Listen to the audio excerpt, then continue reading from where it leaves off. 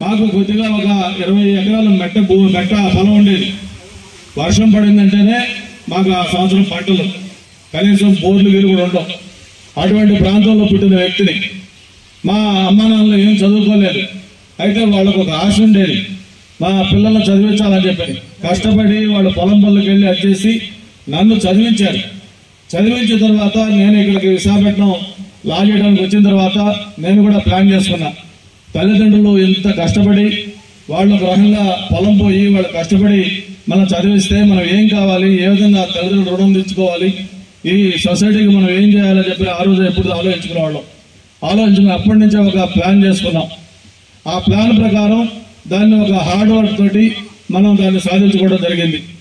మరి ఒక ఎక్కడో మారుమూల ఒక విలేజ్ లో ఒక రైతు కుటుంబంలో పుట్టిన ఒక చిన్న వ్యక్తులు ఈరోజు ఒక 6 సార్లు ప్రజాప్రతినిధిగా, మంత్రిగా, ఎంపీగా, ఎమ్మెల్యేలుగా మరి ఇంతమందితో కలిసి మాట్లాడే ఒక అవకాశం నాకు వచ్చిందంటే అది తల్లిదండ్రుల యొక్క దీంతో పాటు నా కృషి కష్టంతో పాటు ప్రధానంగా మా అధ్యాపకుల యొక్క ప్రోత్సాహం, వాళ్ళ గైడెన్స్, వీటన్నిటితో పాటు సమాజం మనకి అటువంటి అవకాశాలు ఇచ్చేదానికి మనం కూడా దాన్ని ఉపయోగించుకున్నాం. దాన్ని మీరు ప్రతి ఒక్కరు కూడా ఇక్కడికి వచ్చిన ప్రతి ఒక్కరు కూడా భవిష్యత్తులో మీరు ఎమ్మెల్యేలు అవుతారా, ఎంపీలు అవుతారా, లేదు ఒక మంచి ఉద్యోగస్తులు అవుతారా, లేదు ఇంకేదైనా ఒక వ్యాపారవేత్తలు అవుతారా, లేదు క్రీడాకారులు అవుతారా, ఏది అవుతారనేది చాయిస్ మీది.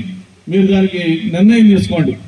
ఆ నిర్ణయం తీసుకుని దానికి ఒక ప్రణాళికాబద్ధంగా కష్టపడితే మీరు తప్పకుండా ఆ లక్ష్యాన్ని మీరు చేరగలుగుతారు.